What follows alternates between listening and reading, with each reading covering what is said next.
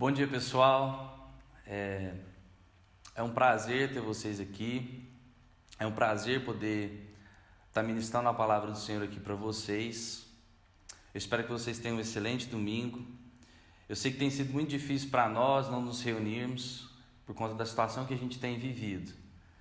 Mas eu tenho certeza que muitos de nós estamos com saudade de se reunir e estar juntos, mas essa é a única maneira que a gente tem para poder continuar com nossos ensinos. Mas antes que a gente continue com a nossa aula, antes que a gente comece a nossa aula, eu preciso que você entre aqui na descrição, caso você não tenha visto os vídeos anteriores, você clique lá e veja. Já foram dadas 2 aulas e os temas das nossas aulas têm sido a respeito da juventude na pós-modernidade. Bom, a primeira aula a gente falou a respeito da pós-modernidade, falando a respeito do relativismo, a respeito do pluralismo ideológico, sobre como hoje em dia as pessoas têm aceitado várias verdades como sendo certas e têm condenado aquelas verdades que se dizem absolutas. E a gente falou a respeito de como esse pensamento tem influenciado no cristianismo, como isso tem influenciado as nossas vidas, como isso tem influenciado como nós nos portamos. E é da importância que tem de entendermos esses efeitos na nossa fé e a necessidade de nos posicionarmos em frente a isso. Já a segunda aula, a gente pautou em Daniel, falamos a respeito de como ele foi firme em frente às pressões que ele viveu na sua época. De quando ele foi levado como escravo, depois de como foi exigido para que ele se dobrasse a outros deuses, e ele não fez isso, e sobre como ele se manteve firme com essas perseguições. E essas perseguições estão presentes no nosso dia a dia, e a gente falou a respeito de como lidar com a rejeição, com a ridicularização, com a decepção, e a importância de nos mantermos firmes e termos nossos posicionamentos pautados na palavra de Deus e sobre como devemos confiarmos em Deus, mesmo diante de perseguição, mesmo diante de pressão, para que a gente retroceda. Bom, isso nos leva agora à nossa terceira aula, que é a aula de hoje, e que o tema da aula é a escolha de estar, mas não ser. O nosso texto base de hoje é João 17, 15 e 17. E agora você pegue sua Bíblia e leia comigo. Lá diz assim, versículo 15: Não peço que os tire do mundo, e sim que os guardes do mal. Eles não são do mundo, como também eu não sou. Santifica-os na verdade, pois a tua palavra é a verdade. Bom, essa é a oração sacerdotal. E a nossa aula de hoje, ela vai pautar em cima de uma fábula. A única coisa que eu sei a respeito de fábula é que só é fábula quando os animais falam. E nós vamos falar a respeito de qual é o nosso posicionamento enquanto cristão no mundo. Bom, a história é a seguinte: era uma vez uma família de urubus que vivia na fenda de uma rocha, no meio de uma montanha, e certo dia ficaram muito doentes, pois tinham comido carne envenenada. Deste modo, quando o gavião soube da situação dos urubus, começou a fazer muitas críticas. Falou: o problema é dele. Vivem comendo animais mortos o tempo todo e merecem o que estão passando. Além disso, o gavião, indignado com os urubus, ao invés de ajudá-los, iniciou uma campanha contra eles. Começou a influenciar todo o restante dos animais a ficarem distantes dos urubus, mesmo que estando enfraquecidos. Bom, a águia reagiu à notícia de uma forma diferente. Pegou os seus filhotes e construiu um ninho muito acima dos outros pássaros, ignorando e olhando de bico empinado para os urubus. Ficaram isolados dos outros pássaros e dos problemas que estavam se passando naquele ecossistema. formando sua própria comunidade com suas próprias regras.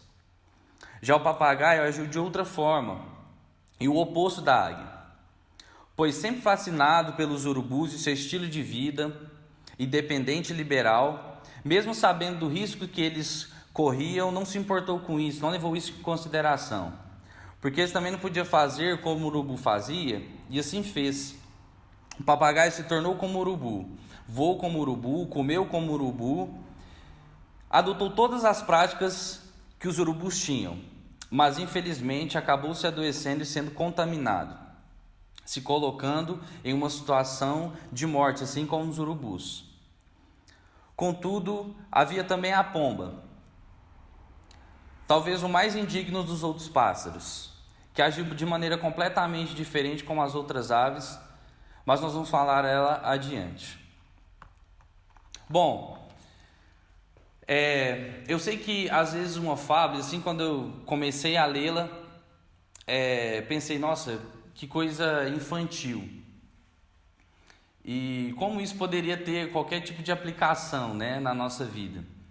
Mas essa temática vai tratar a respeito de coisas fundamentais na nossa vida, de algo fundamental do cristianismo e de assuntos tão profundos que talvez a gente não vai conseguir, talvez não, tenho certeza que nós não vamos conseguir nos aprofundar nele aqui hoje.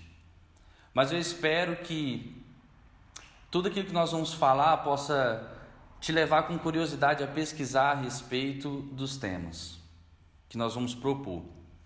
Bom, o primeiro personagem em que temos aqui na nossa fábula são os urubus. E no caso, eles representam os pecadores, né? São aquelas pessoas que ainda não se arrependeram, são aquelas pessoas que ainda não se entregaram a Jesus e que continuam mortos em seus delitos e pecados.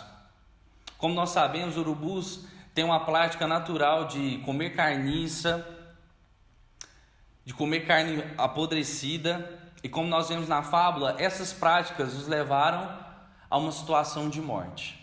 Assim como diz na Bíblia, de que antes nós estávamos mortos nos nossos delitos e pecados.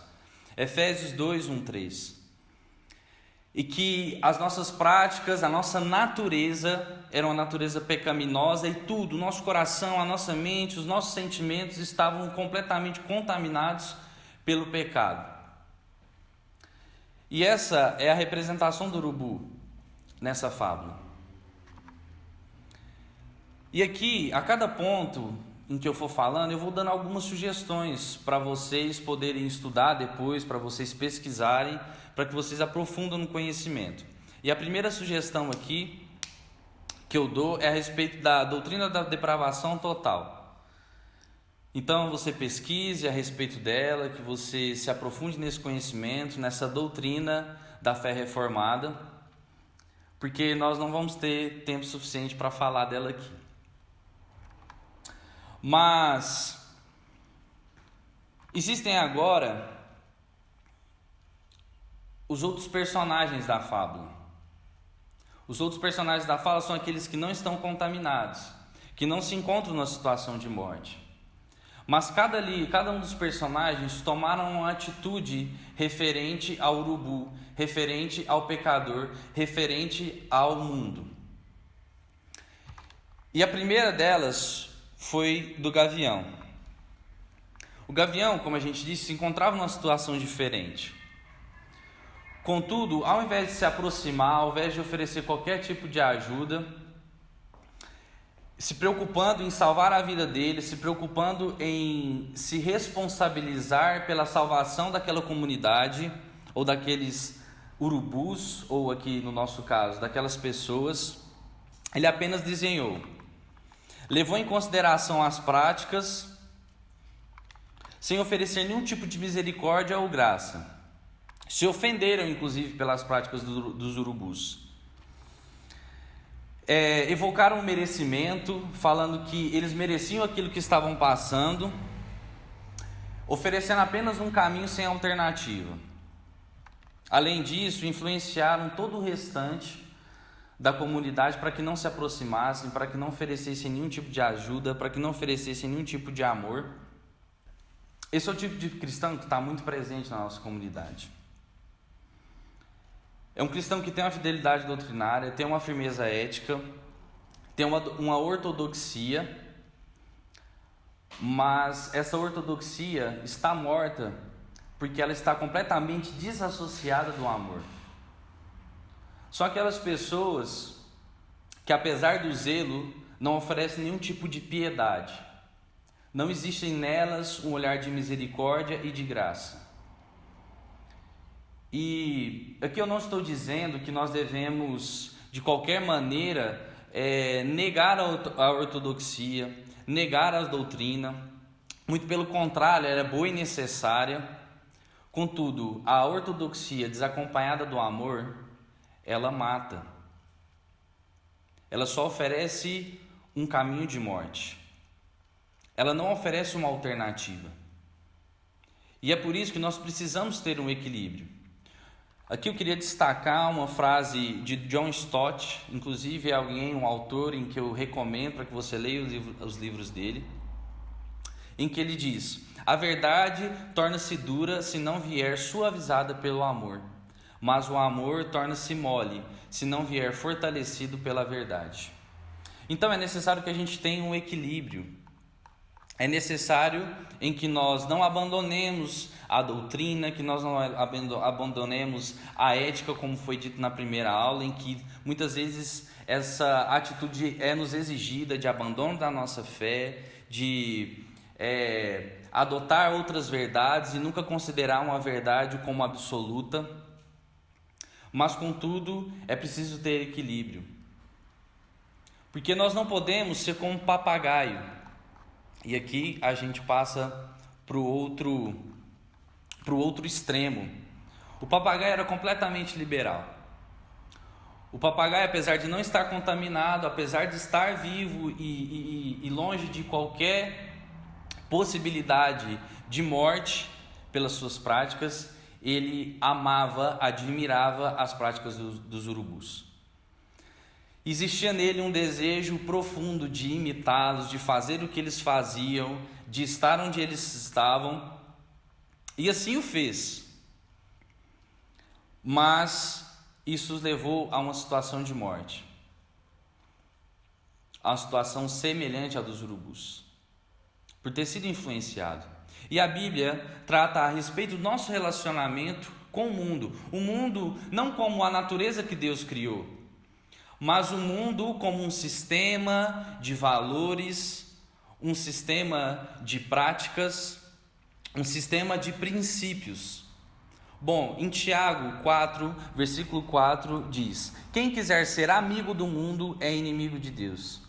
Em 1 de João 2, 15 e 16 diz: não amem o mundo nem o que nele há. Se alguém amar o mundo, o amor do Pai não está nele. Pois tudo que há no mundo, a cobiça da carne, a cobiça dos olhos e a ostentação dos bens, não provém do Pai, mas do mundo. E em Romanos 12, 2, esse texto bastante conhecido, diz: e não vos conformeis com este mundo, mas transformai-vos pela renovação do vosso entendimento, para que experimenteis qual seja boa, agradável e perfeita vontade de Deus. Bom, nós devemos amar o pecador. Nós não podemos destituir a nossa fé do amor e piedade, mas não podemos viver o mesmo estilo de vida. Seria o outro extremo da frase de John Stott. Seria o amor enfraquecido porque está desacompanhado da verdade. Bom, com certeza, quando a Bíblia nos fala sobre ser sal e luz, a intenção é de que sejamos diferentes no mesmo ambiente e no mesmo contexto. Pois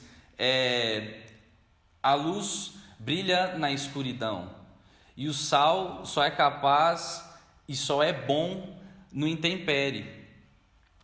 E perder-se no caminho, na justificativa de ajudar, não é correto. Um grande problema, e aí vai um outro extremo hoje na internet, nos lacranetes, a respeito da hipergraça. É um contexto muito amplo e eu não vou conseguir aqui desenvolvê-lo completamente, mas é quando nós utilizamos da graça como de justificativa para fazer o que quer, para fazer o que vem na telha, como uma permissão para o pecado, negando qualquer tipo de necessidade de obediência. Qualquer tipo de necessidade de obediência aos imperativos de Deus que nos foi dado na palavra de Deus. Bom, ao contrário do que muitos têm dito, a graça é uma força capacitadora para andarmos em plena santidade. E aqui, a minha sugestão é que você estude a respeito da justificação, da santificação e da glorificação. Esses são processos fundamentais, dos quais nós precisamos ter pleno conhecimento, e isso vai te ajudar a transformar e gerar uma consciência em você. Mas nós não podemos, como eu disse, estar nos dois extremos. Aqui nós temos a figura da águia. A figura da águia se afastou completamente dos urubus e de todo aquele contexto em que ela vivia, de todo aquele ecossistema em que ela estava inserida. Ela preferiu construir um ninho longe, se isolar e deixar de olhar para todos esses problemas por um simples medo de se contaminar. Bom, mas a nossa postura não é de isolamento. A nossa postura de cristão não é de isolamento. Não é de se retirar do mundo. E bem, como nós vimos no texto base, em João 17, e aqui vou ler novamente, Jesus, em sua oração sacerdotal, fala: não peço que o tires do mundo, e sim que os guarde do mal. Bom, aqui está claro de que nós não podemos nos alienar, apesar de que esse termo muitas vezes é atribuído a nós cristãos. Nós não podemos nos alienar. Santificação é um termo que significa em separar para uso particular. E muitas vezes nós pensamos que para nos santificar, nós precisamos nos separar do mundo. Mas Deus nos separa para um uso particular, para um propósito. Aqui, no versículo mais à frente, no versículo 18, em João 17, Jesus fala: assim como tu me enviaste ao mundo, também eu os enviei ao mundo. Bom, nós somos enviados para o mundo, nós não temos qualquer imperativo para que nos retiremos dele. Mais adiante, no mesmo versículo, Jesus roga por aqueles que ainda não creram nele, rogam por aqueles que ainda irão ouvir a mensagem de Jesus e virão a crer. Bom, a obra não está terminada. Existem muitos ainda que não ouviram a mensagem de Jesus, a mensagem que nos foi confiada para ser proclamada até os confins da terra. Como em Mateus 28, de forma imperativa, Jesus, na grande comissão, nos dá uma ordem de irmos e pregarmos a toda criatura. E se nós nos retirarmos, se a nossa posição for de completo proteção, nós vamos estar vivendo um cristianismo completamente egoísta. Nós não vamos desenvolver a nossa salvação. Se Jesus ia a todos os lugares para amar as pessoas, por que nós não iremos também? Se ele se assentou com todas as pessoas, com todo tipo de classe, com todo tipo de prática e práticas completamente aversas ao cristianismo, por que nós nos assentaremos com eles também? Se Jesus morreu por todos, por que ainda selecionamos ou achamos que não devemos compartilhar desse amor? A abordagem de Cristo com seus discípulos é o grande exemplo nosso de abordagem com o mundo. Jesus foi identificado várias vezes com os pecadores e foi condenado por isso. Mas ele não cedeu a essas pressões. Ele continuou caminhando com aqueles que eram tidos como os urubus, como aqueles que estavam envenenados, que tinham práticas que eram condenadas, que tinham práticas que realmente levavam à morte, mas Jesus se colocou neste lugar.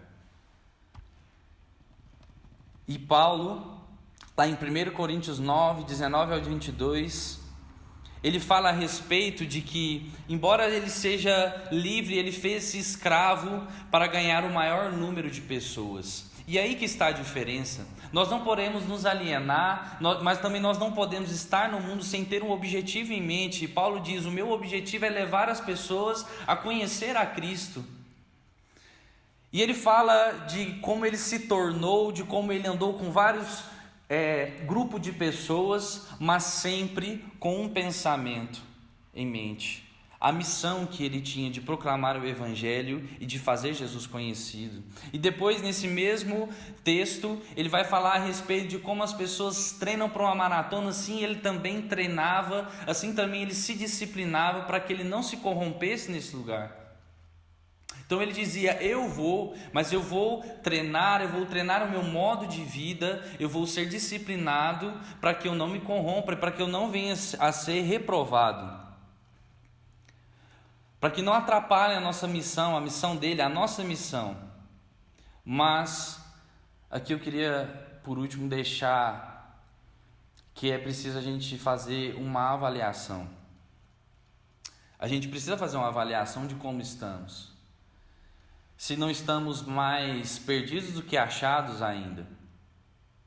E se estamos preparados para resgatar. E essa é uma avaliação que precisamos fazer, porque talvez você está mais, como eu disse, perdido do que achado.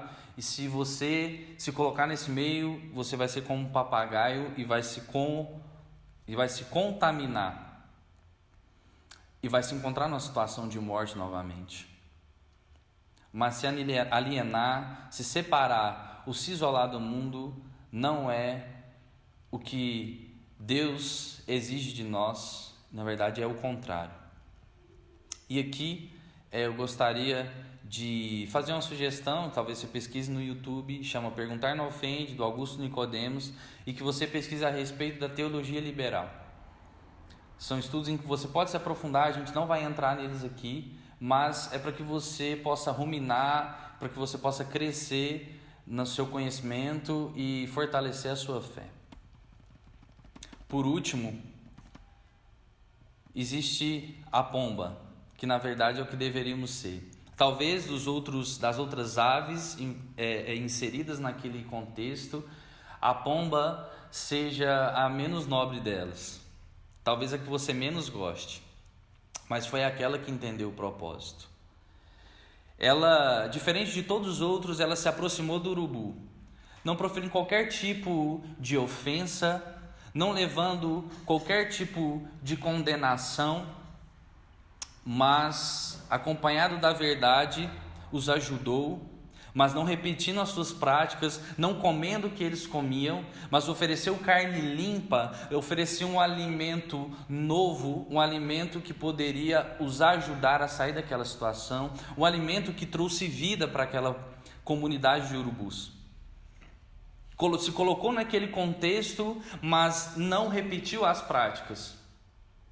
Mas ensinou novos hábitos, ofereceu um alimento novo, um alimento limpo, diferente de tudo aquilo que eles vinham comendo a vida toda, e transformou aquela comunidade, os levando de um caminho de morte, oferecendo agora um novo caminho de vida.